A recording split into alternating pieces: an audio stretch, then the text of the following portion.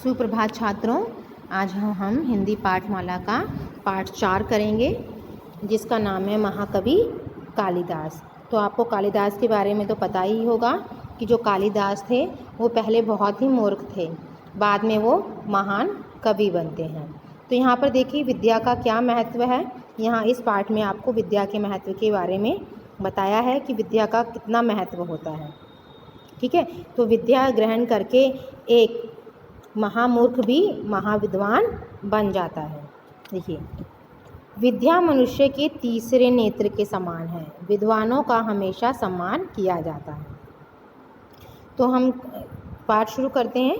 एक छोटे से राज्य के राजा शारदानंद की पुत्री विद्योत्मा की सुंदरता और बुद्धि की चर्चा चारों ओर हो रही थी।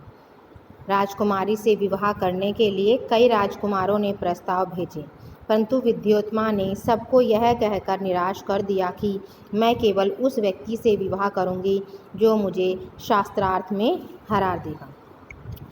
कि राजा शारदानंद था, उसकी बेटी का नाम विद्योत्मा था, वो बहुत सुंदर थी, तो उसकी चर्चा चारों ओर थी। वो उतनी ही बुद्धिमान भी थी। उसने कहा कि मैं किसी ऐसे विद्वान से विवाह करूंगी जो मुझे अपने ज्ञान में हरा देगा।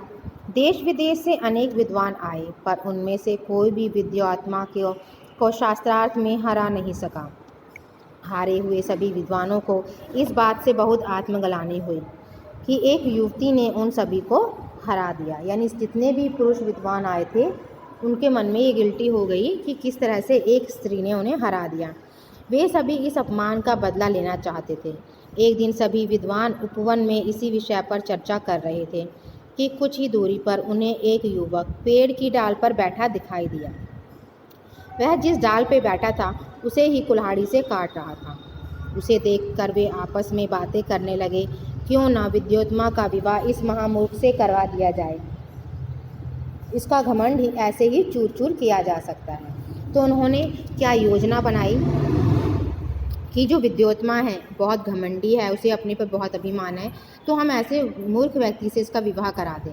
क्योंकि जो कालिदास था वो इतना मूर्ख था कि जिस डाली पर बैठा था वो उसी को काट रहा था। यानी उसे ये भी नहीं पता कि जब डाली कटेगी तो वो नीचे जाकर गिरेगा, तो उसमें इतनी भी बुद्धि नहीं थी। तो वो सोचते हैं कि इसी से विद्योत्मा का विवाह करा दिया जाए। विद्वानों ने युवक को पेड़ से नीचे बुलाया और उससे कहा, अगर तुम मौन रहो तो हम तुम्हारा विवाह एक बहुत सुंदर राजकुमारी से करवा सकते हैं। युवक ने विद्वानों की बात तुरंत मान ली। विद्वानों ने युवक को सुंदर वस्त्र पहनने के लिए दिए। वे उस युवक को विद्योत्मा के पास ले गए और बोले, ये हम सबके गुरु हैं, ये भी आपसे शास्त्रार्थ करने आए हैं, किंतु ये बोल या सुन नहीं सकते, इसलिए कृपया आप इनसे संकेतों में ही प्रश्न करें। विद्योत्मा ने बात मान ली। अब उन्होंने क्या किया, जो बाकी युवक थे जो विद्वान थे, वो जो युवक पेड़ पर बैठा था जिसका नाम कालिदास था, उसको विद्योत्मा के पास ले गए और उसे झूठ बोला कि ये बोल या सुन नहीं सकता है, तो आप इससे इशारों में ही प्रश्न कर सकते हैं। विद्योत्मा ने ये बात मान ली। शास्त्रार्थ आरंभ हुआ। विद्योत्मा ने अपनी एक उंगली उठाई और संकेत किया कि ईश्वर एक है। युवक ने सोचा, राजकुमारी मेरी एक आंख फोड़ना चाहती है, अतः उत्तर में उसने अपनी दोनों उंगलियां उठा दी।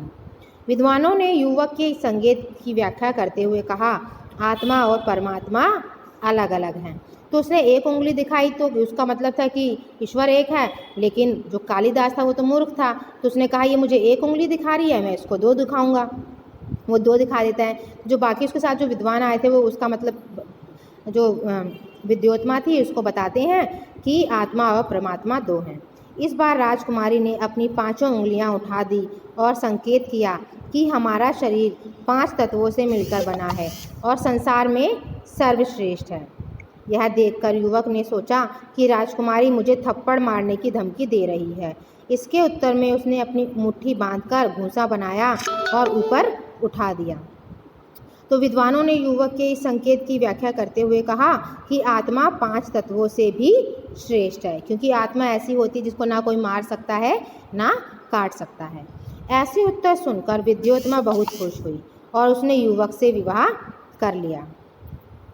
उसे इस बात की खुशी थी कि उसका पति उससे भी अधिक विद्वान है, लेकिन कुछ ही दिनों बाद उसने मूर्खों जैसा व्यवहार करना शुरू कर दिया, क्योंकि जो कालिदास वो तो मूर्ख ही था।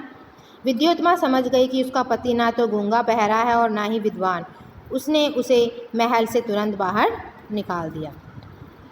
युवक को इस घटना से बहुत दुख पहुंचा और उसने बहुत सोच विचार कर यह प्रण किया कि अब मैं एक विद्वान बनकर ही विद्योत्मा के सामने आऊँगा। वह उसी क्षण से ज्ञान प्राप्त करने में जुट गया। कुछ ही वर्षों में वह युवक महाकवि कालिदास के नाम से विख्यात हुआ। महाकवि ने कई महान नाटकों की रचना की, जैसे शाकुंतलम, मेघदूत आदि। इन नाटकों की प्रसिद्धि ने महाकवि को पूरे देश विदेश में लोकप्रिय बना दिया। तो इस तरह से जब उसकी पत्नी ने उसको घर से निकाल दिया तो उसने क्या किया, उसके मन में ठान लिया कि अब वो एक विद्वान बनकर ही लौटेगा।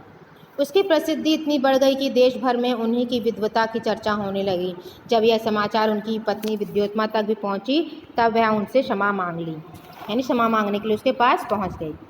उज्जैनी के राजा विक्रमादित्य ने भी उनकी प्रसिद्धि के बारे में सुना। उन्होंने महाकवि को अपने दरबार में बुलाया और सम्मानित किया। उन्होंने महाकवि कालिदास को अपने 9 रत्नों में भी सम्मिलित कर लिया। तो ये महाकवि कालिदास की कहानी थी कि किस तरह वो इतने मूर्ख थे और अगर उन्होंने अपने मन में ठान लिया तो वो एक महान कवि बने। तो आप लोग भी अगर अपने मन में ठान लो तो आप भी एक अच्छे व्यक्ति, एक अच्छे इंसान, कवि, कुछ भी आप बन सकते हो। तो सबसे ज़रूरी है कि अपने मन में वो विश्वास होना चाहिए। तो आज विश्व में साहित्य में महाकवि कालिदास को एक सम्माननीय स्थान प्राप्त है। तो इसमें देखेंगे हम जो शब्दार्थ है वो करेंगे। तो शब्दार्थ आप अपनी कॉपी में भी कर सकते हो, आप अपनी कॉपी में करोगे। तो शास्त्रार्थ यानी शास्त्र के आधार पर तर्क वितर्क करना, आत्मग्लानि पछतावा या गुस्सा, संकेत इशारा, ज्ञान प्राप्त करना, पढ़ाई करना, प्रसिद्धि लोकप्रियता, सम्मानित करना यानी मान देना या इज्जत देना, 9 रत्न राजा विक्रमादित्य के दरबार में विद्वानों की एक मंडली, सम्मिलित करना यानी स्थान देना या मिला लेना। तो आज की डेट में आप शब्दार्थ अपनी कॉपी में करोगे और इस पाठ को अच्छी तरह से पढ़ोगे। तो आज के लिए इतना ही। Good bye everyone, stay home, stay safe. अगर आपको ये वीडियो अच्छी लगी हो तो लाइक और सब्सक्राइब ज़रूर कर दें।